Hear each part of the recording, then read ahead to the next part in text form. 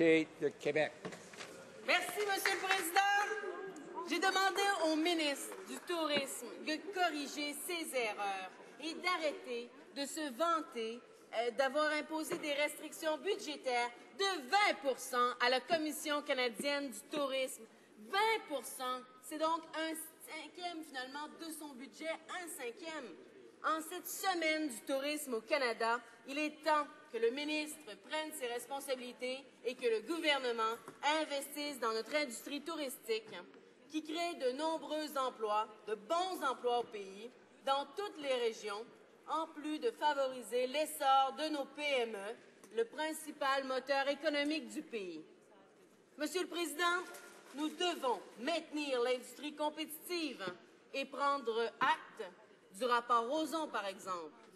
Aucune raison n'est valable pour imposer des restrictions budgétaires de 20 Aucune, Monsieur le Président. Les compressions auront des effets désastreux sur l'industrie. Le financement doit se poursuivre pour que le pays demeure compétitif sur la scène internationale.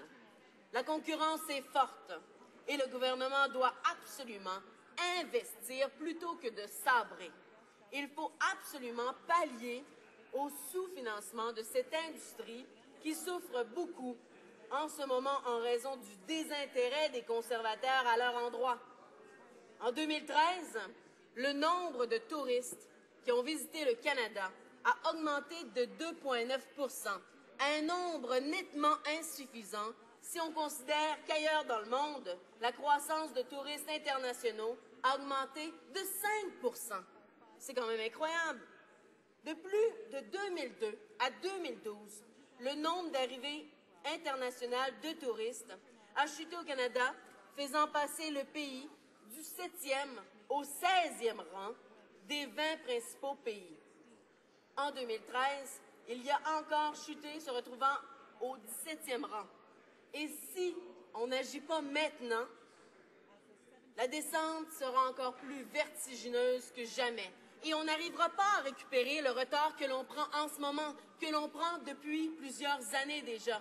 C'est pour ça que la situation est urgente, elle est préoccupante. Et ce sont tous les acteurs de l'industrie touristique, les hôtels, l'Office du tourisme, bien sûr, la Commission canadienne du tourisme, les restaurants, tous ceux qui participent directement ou indirectement à cette industrie qui vont en souffrir.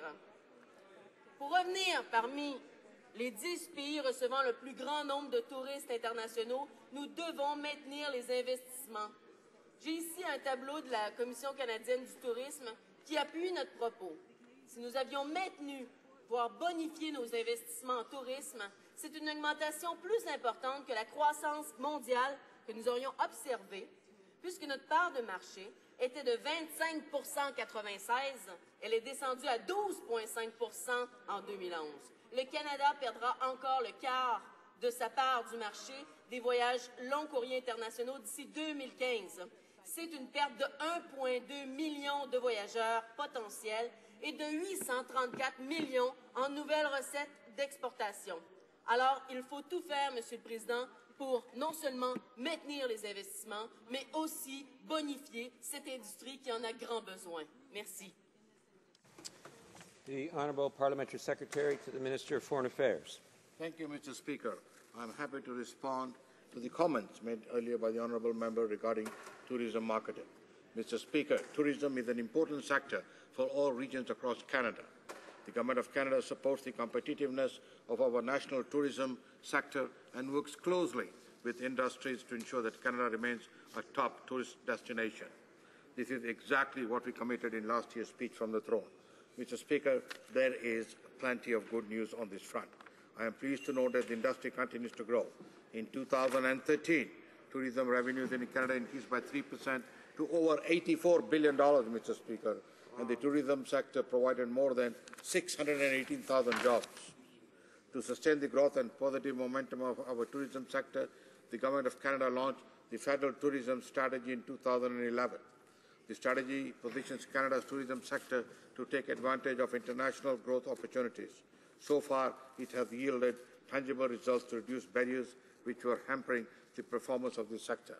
For example, we have signed 88 transport agreements with top priority markets like China, India, and Japan. There are also a growing number of visa application centers worldwide. Mr. Speaker, we have a very talented marketing agency that does a great job of attracting international tourists to Canada. The Canadian Tourism Commission promotes Canada as the premier tourist destination in priority markets around the world, some of which have shown impressive growth. For example, visitors from China grew by over 22%, Mr. Speaker, last year. India is another market that is showing great potential growth. That is why the Minister of Tourism led a tourism stakeholder mission to India in February 2013. The Canadian Tourism Commission has also been successful in attracting meetings, conventions, and business travelers to Canada, which together generated $120 million in revenue last year. In fact, the CTC played a central role in convincing the internationally renowned TED conference to relocate to Vancouver from their home in California this year and in 2015. This was a great, huge win for Canada.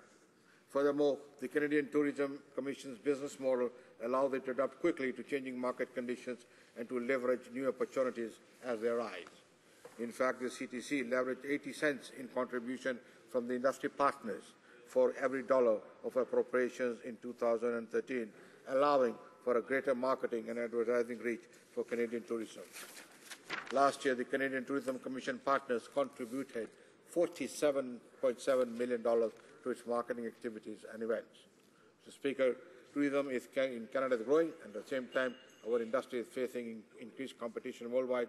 To be successful, Canada tourism must innovate and adopt to offer the memorable experience travelers are seeking. Governments can help by creating an environment for our tourism business to compete and thrive. Thank you, Mr. Speaker. Honorable député de Québec. Monsieur le Président, je pense que ce gouvernement-là se cache la tête dans le sable, tel une autruche. Il refuse de voir clair. Pourtant, il faut agir maintenant.